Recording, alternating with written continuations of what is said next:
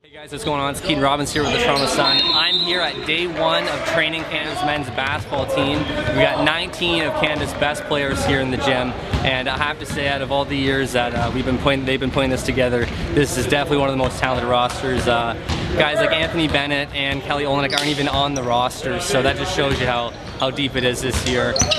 This is a build-up. This week of training is a build-up for next week, for August 8th and 10th, where Canada plays a two-game set against Jamaica, and that's to build up for the FIBA Americas in a week's time.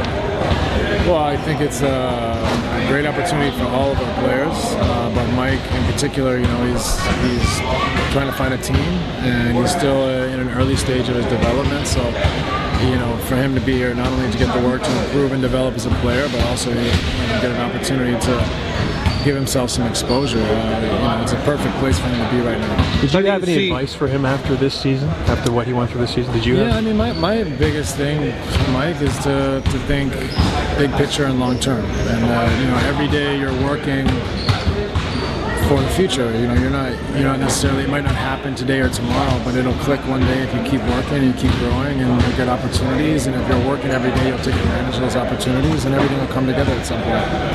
How do you see this group first practice? Good. Guys are incredibly committed and working hard and listening and are being coached. And you know, for me, it's a thrill to see all these guys out here on the floor wearing the Canada shirt and playing together and building a team. How tough is like developing that psychology? You and Jay were talking about bringing these guys together, leaving the expectations out of it, but trying to build a rapport between the guys. Is that the biggest goal, and how do you grade that?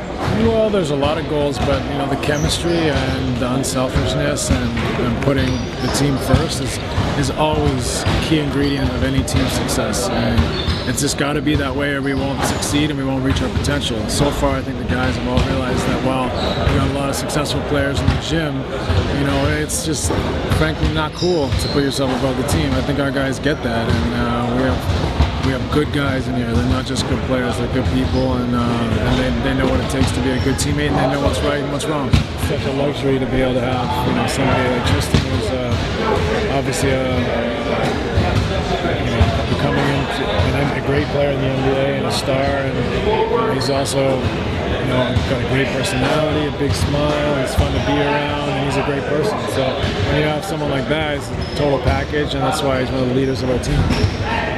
I mean, Corey's an amazing example of hard work. You know, he came into the league at a very young age. He really wasn't ready, and he wasn't an NBA player yet. He worked his butt off, and he improved in his first year immensely. He kept working, and he's in part of a great program in San Antonio. And he made another big leap to where he's, you know, playing. And by the end of his second season as a young player still in this league. So, you know, if he continues to put the effort in like that, he's going to have a long career. And for me, it's always a great source of pride to see somebody, you know, earn something with their hard work, and Corey's a great example. Two of Canada's biggest, most promising big men aren't on the roster right now, and that's Kelly Olynyk and Anthony Bennett. And Olynyk spoke about how it's a little difficult to watch things from the sidelines.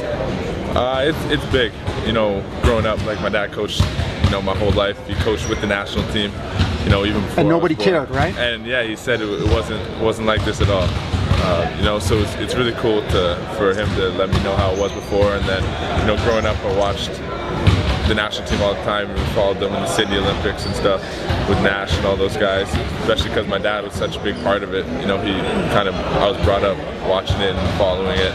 You know, it was hard because games weren't televised on TV either. Right. So, I mean, I'd be sitting at the computer, and old computers, it'd take like a minute and a half, maybe 3 minutes to refresh.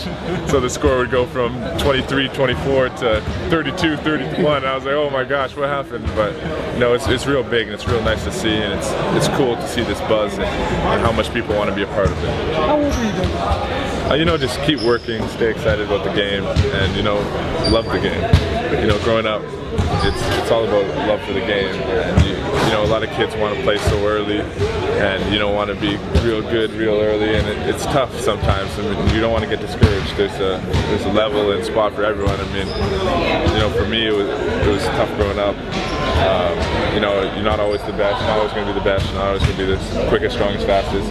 But I mean, if you stick with it and really work hard, then good things will happen down the road.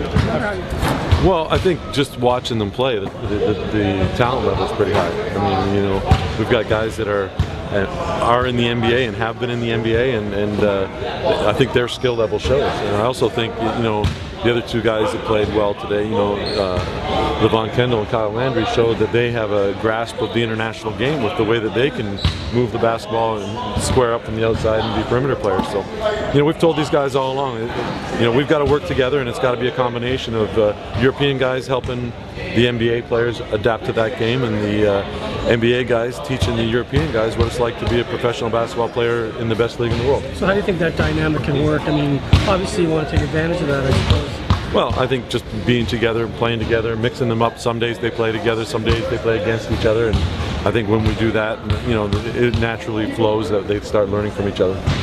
Pool of players, and we're going to try to keep the pool of players together. And we told them the first night, some guys may go on the first trip and some guys may not, and we'll see what happens as we move forward. But our pool is very, very strong. We like all the players that we have in the pool, and we're not going to forget about guys if we cut them. We're going to try to find ways to keep developing them. So, but it is going to be tough, and you know, we joke that we're going to eventually have to cut a guy off an NBA roster off our national team, and I think that's a great thing for our country. Reporting from day one of Team Canada's basketball training camp, I'm Keaton Robbins reporting for the Toronto Sun.